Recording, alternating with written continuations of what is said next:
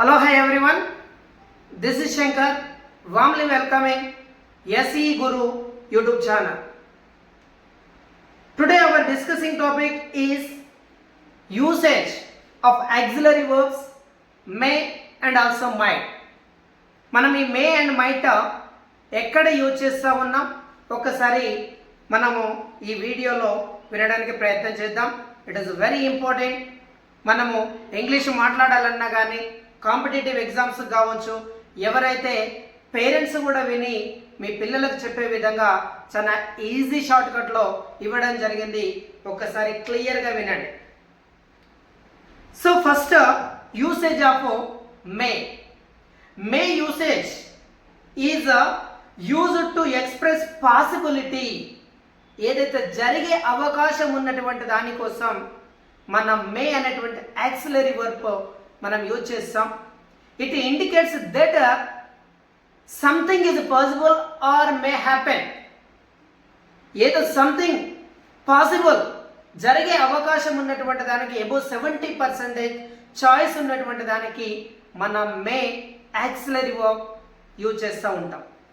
మరి మే యూజ్ చేస్తూ ఉన్నప్పుడు what is the structure in English? మరి ఏ స్ట్రక్చర్ మనం ఫాలో కావాలి? So you can see subject may plus V1. చూడండి, V1 is nothing but present tense. ఇక్కడ మనం ఎస్ ఫార్మ్స్ కానీ ఏది కానీ మనం యూజ్ చేయొద్దు, V1 మాత్రమే యూజ్ చేయాలనేది ఒక్కసారి మీరు గుర్తుపెట్టుకోవాలి. సో ఇక్కడ చూడండి, I have given 2 examples. It may rain tomorrow. It may, it is a subject, may is the auxiliary verb, rain is the V1. So tomorrow అంటే రేపు వర్షం వచ్చేటువంటి అవకాశం అబౌవ్ 70% ఉంది అని మనం చెప్పడానికి మే అనేది యూజ్ చేస్తాం.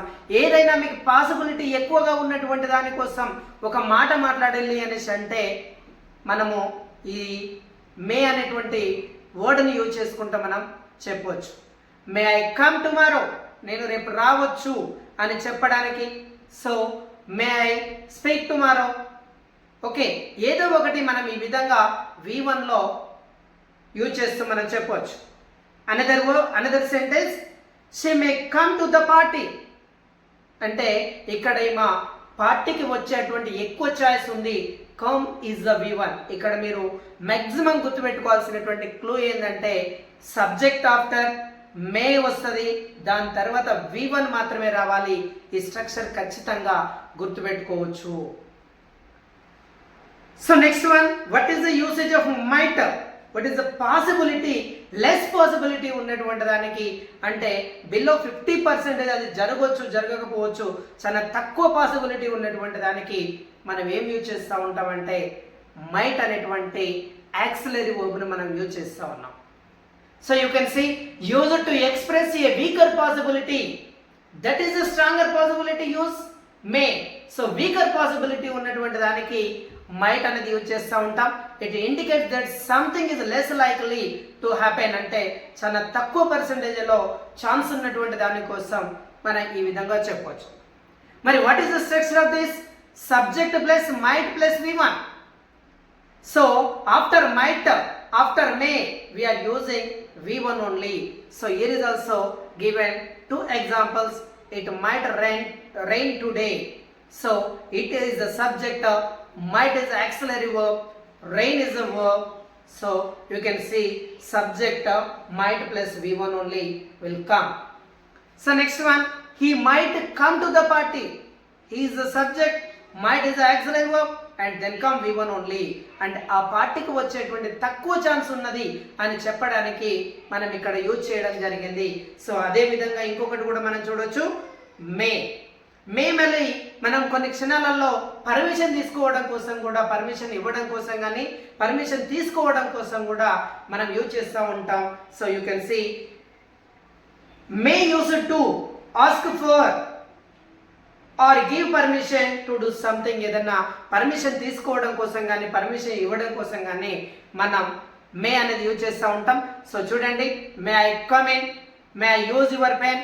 సో ఇక్కడ చూడండి, మే తర్వాత అక్కడ సబ్జెక్ట్ తర్వాత V1 మాత్రమే వచ్చింది. ఇది ఒక్కసారి మీరు మంచిగా గుర్తుపెట్టుకోవచ్చు. మరి సమ్ ఇక్కడ మనం నెగిటివ్ సెన్స్ లో కూడా యూజ్ చేయొచ్చు. May not and also might not ఇక్కడ మీకు క్లియర్ గా ఇవ్వడం జరిగింది. సో వీటన్నిటిని ఒకసారి దృష్టిలో పెట్టుకొని మీరు ఇక్కడ వినొచ్చు. అదే విధంగా ఇక్కడ మీకు కొన్ని ఎంసీక్యూస్ కూడా ఇవ్వడం జరిగింది. So given only 4. So first, second and also third 4. 2 is given for the may usage and another 2 is given for the might usage. You can see. So thank you. Listen for this video.